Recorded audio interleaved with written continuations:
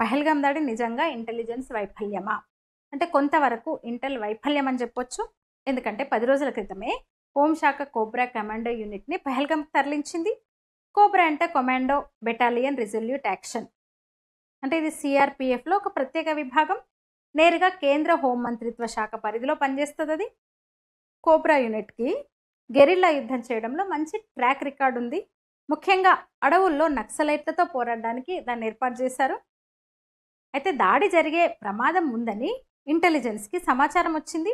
కానీ పెహల్గామ్‌లో ఫలానా చోట జరగవచ్చనే సమాచారం లేదు. అయితే పెహల్గామ్‌కి దగ్గరలోనే కోబ్రా కమాండో యూనిట్‌ని మోహరించారు.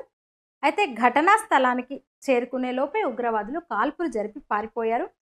అంటే పూర్తిగా ఇది ఇంటెలిజెన్స్ వైఫల్యం కాదు. కానీ కశ్మీర్ ప్రభుత్వ ఇంటెలిజెన్స్ వైఫల్యం ఉంది. అంటే అది తెలిసి కావాలని కేంద్ర ఇంటెలిజెన్స్‌తో సమాచారం షేర్ చేసుకోలేదా? లేకపోతే స్టేట్ ఇంటెలిజెన్స్‌కి నిజంగానే సమాచారం లేదా అన్నది తెలీదు. ఇక కోర్టు అతి చేసిందని చెప్పొచ్చు.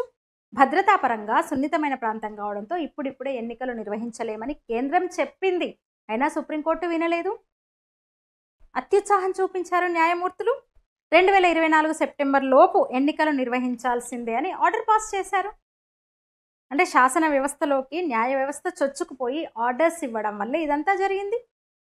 శాంతి భద్రతలు రాష్ట్ర ప్రభుత్వ పరిధిలో ఉంటాయి కాబట్టి రాష్ట్ర ఇంటెలిజెన్స్ సమాచారం ఇవ్వడంలో కావాలనే జాప్యం చేసే అవకాశం ఉంటుందని అప్పట్లో కేంద్ర హోంశాఖ ఎన్నికలు జరపడానికి సుముఖత వ్యక్తం చేయలేదు, విముఖత వ్యక్తం చేసింది.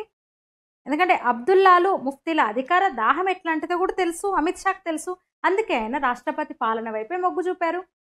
కేంద్రంలో ఇప్పుడు బీజేపీ అధికారంలో ఉంది కాబట్టి తీవ్రవాదాన్ని ఖండిస్తున్నాను అంటున్నాడు ఒమర్ అబ్దుల్లా, ప్రకటనలు చేస్తున్నాడు. కానీ సమయం అనుకూలిస్తే పాకిస్తాన్ వైపే ఉంటాడు.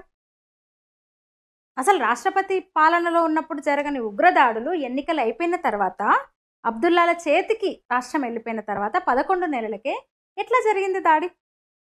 పైగా నెల రోజుల క్రితమే పాకిస్తాన్ ఉగ్రవాదులు పెహల్గామ్లో తిష్ట వేశారని తెలుస్తోంది. గత నెల రోజుల నుంచి స్థానికులతో కలిసిపోయి రెక్కి నిర్వహిస్తుంటే పెహల్గాం పోలీసులు పసిగట్టలేకపోయారా?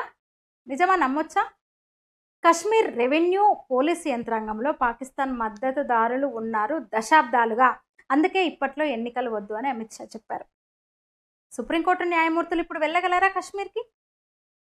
తీర్పు ఇచ్చారు కదా, ఆర్డర్ పాస్ చేశారు కదా ఎన్నికలు నిర్వహించాల్సిందేనని. అంటే ఏసీ రూముల్లో కూర్చుని లాజిక్లు రూల్స్ మాట్లాడే న్యాయమూర్తులు గ్రౌండ్ రియాలిటీ తెలుసుకోకుంటే ఎట్లా తెలుసుకోవాలి కదా? దేశ రక్షణ సున్నితమైన అంశం.